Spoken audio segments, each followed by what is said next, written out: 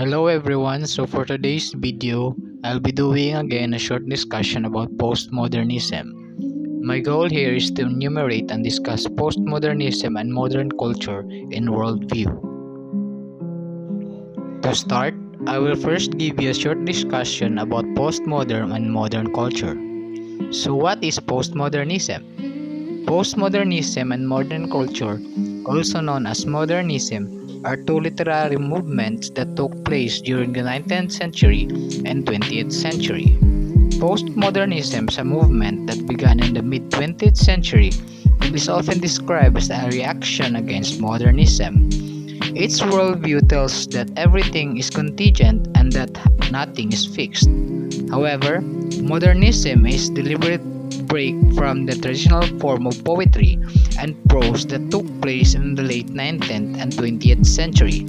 The idea of reality underwent a major change under this movement. Basically, they believe that the world is what we say it is.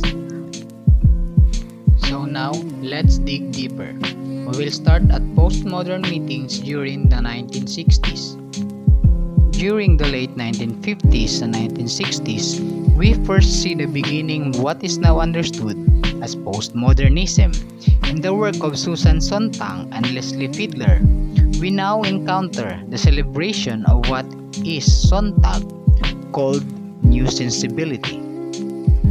Next is Jean-Francois Lyotard. During 1984, he has been the proponent of contributing the principle to the debate of postmodernism, which was named the postmodern condition. It has been published in France in 1979 and translated into English in 1984.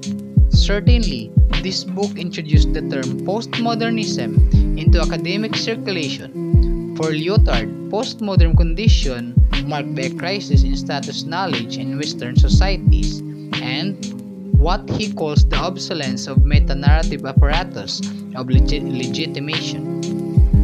Next is Jean Baudrillard. According to Best and Kilner in 1991, he achieved guru status throughout the English-speaking world and is claimed to be one of the most high-profile postmodern theorists. However, for Baudrillard, postmodernism is not simply a culture of the sign, rather, it is a culture of the simulacrum, which is an identical copy without an original. Next is Frederick Jameson. Frederick Jameson is an American Marxist cultural critic who wrote a number of very influential essays on postmodernism. Which differs from other theorists is his insistence that postmodernism can best be theorized firm within Marxist or neo-Marxist framework. For him, postmodernism is more than just a particular cultural style. It is above all periodizing concept. Next is postmodern pop music. There are two examples to consider on postmodernism and popular culture that might highlight different cultural texts and practices, and these are television and pop music. Pop music cultures rapidly progression through realism or rock and roll, modernism, and into postmodernism.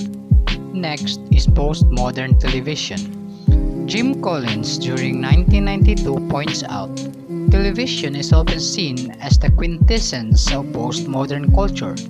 This claim can be made on the basis of a number of television textual and contextual features. Next is postmodernism and pluralism value.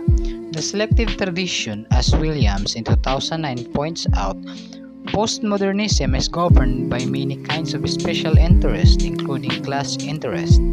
Particular interests articulated in special social and historical context always inform selective information of tradition. Next to follow is the global postmodern. Its increasing globalization is one way in which the world is said to be becoming postmodern.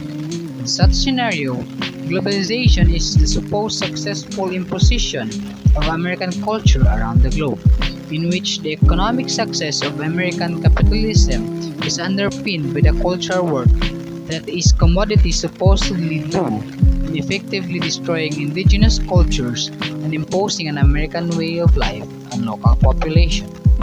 And lastly is the convergence culture.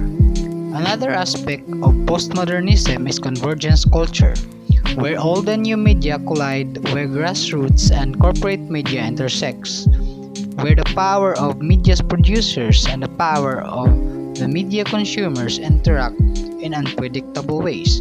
Convergence involves the flow of media content across the range of different platforms. Convergence culture is the result of three factors. First, the concentration of media ownership. Second is the technological change. And third is the consumers of media. And that's it for today's video. I hope you learned something.